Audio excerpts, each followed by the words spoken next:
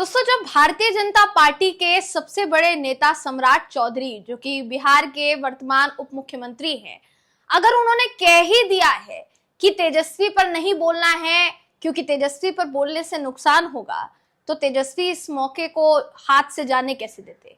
तेजस्वी ने तुरंत, ऐसा लग रहा है कि मौका जो है वो लपक लिया और बयानबाजी का दौर उन्होंने जारी रखा है। ना सिर्फ बयान दे रहे हैं बल्कि ऐसे बयान दे रहे हैं, इस कदर बयान दे रहे हैं दोस्तों कि वो तमाम बयान अब भारतीय जनता पार्टी एनडीए की सरकार पर भारी पड़ते हुए नजर आ रहे हैं। तेजस्वी यादव ने फिर एक बार अपने एक्स हैंडल के जरिए बिहार की अनदेखी करने का आरोप भारतीय जनता पार्टी के नेतृत्व वाले एनडीए गठबंधन पर लगाया है। पूरा बयान उन्होंने क्या कुछ दिया है सब बताऊंगी आपको इस खबर में, आखिर तक इस वीडियो को जरूर देखिएगा। नमस्कार, मेरा नाम है जयंती झा और आप देख रहे हैं न्यूज सर्कल। दोस्तों, भारतीय जनता पार्टी अभी फिलहाल के लिए सरकार के विस्तार में बिजी है। सरकार का विस्तार मतलब नीतीश सरकार का विस्तार। ये कहा जा रहा है कि नीतीश कुमार को कहीं ना कहीं हल्के में निपटा दिया भारतीय जनता पार्टी ने। 7 के 7 मंत्री खुद के चुन लिए।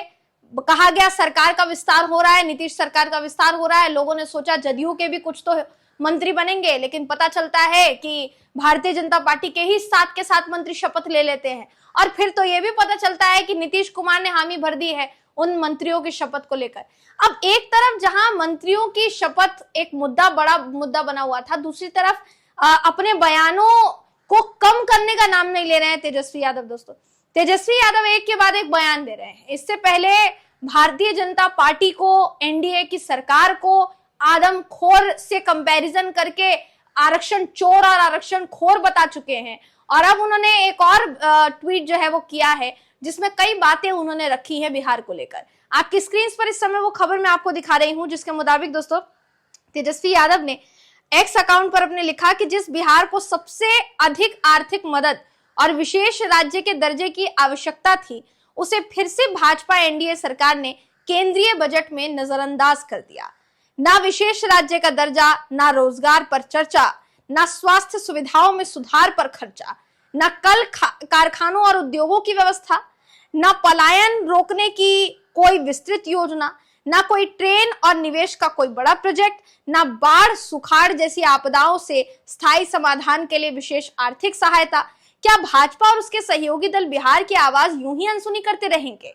प्रदेश में 20 वर्षों की एनडीए सरकार और केंद्र में 11 वर्षों की एनडीए सरकार को जवाब देना होगा, ये तेजस्वी यादव ने कहा है। दोस्तों, उन्होंने तमाम मुद्दों पर नजर जो है अपने एक ट्वीट के जरिए दिलवाई है। यानी एक एक मुद्दा जो आगामी विधानसभा चुनाव में अहम रोल अदा कर सकता है तमाम पार्टियों के लिए, उन मुद्दों को उजागर कर दिया है। इससे समझा जा सकता है दोस्तों इस एक ट्वीट से कि आगामी विधानसभा चुनाव में आरजेडी के मुद्दे क्या होने वाले हैं।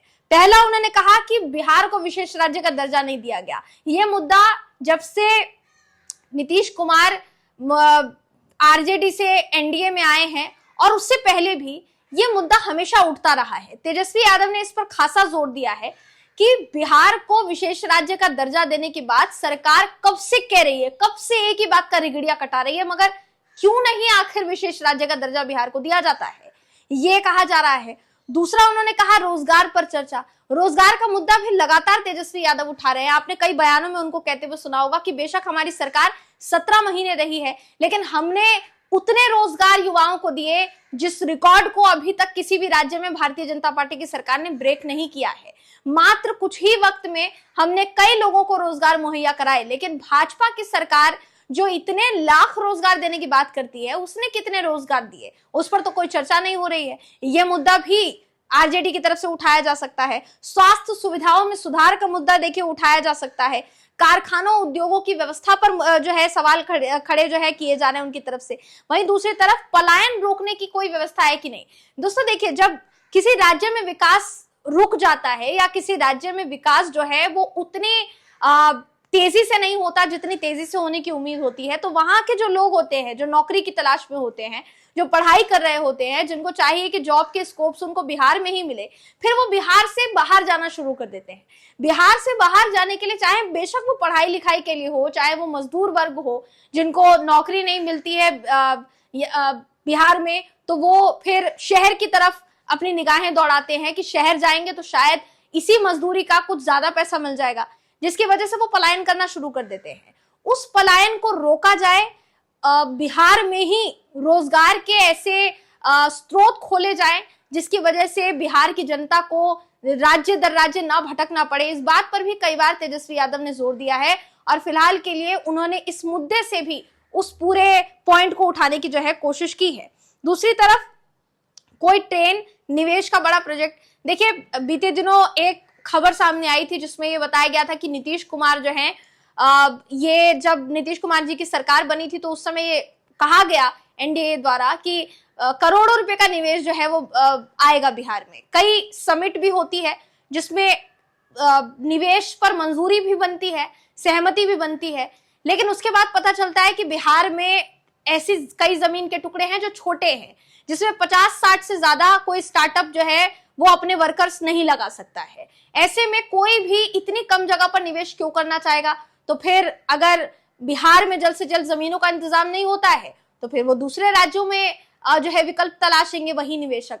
कुल मिलाकर उन निवेशकों को भी लेकर तेजस्वी यादव ने निशाना साधने की कोशिश की है कि निवेश कितना हो रहा है बिहार में, आप जरा ये भी बताइए। दूसरा, बाढ़ सुखाड़ जैसी जो आपदाएं हैं इस पर भी ध्यान दिलाने की उन्होंने कोशिश की है कि इसके लिए आर्थिक सहायता क्या मिलती है बिहार की जनता को। बिहार में सबसे ज्यादा किसान वर्ग है, किसानों की फसलें जो है वो गर्मी में सूखे की वजह से परेशान खराब हो जाती है, उसकी वजह से किसान जो है वो परेशान होता है।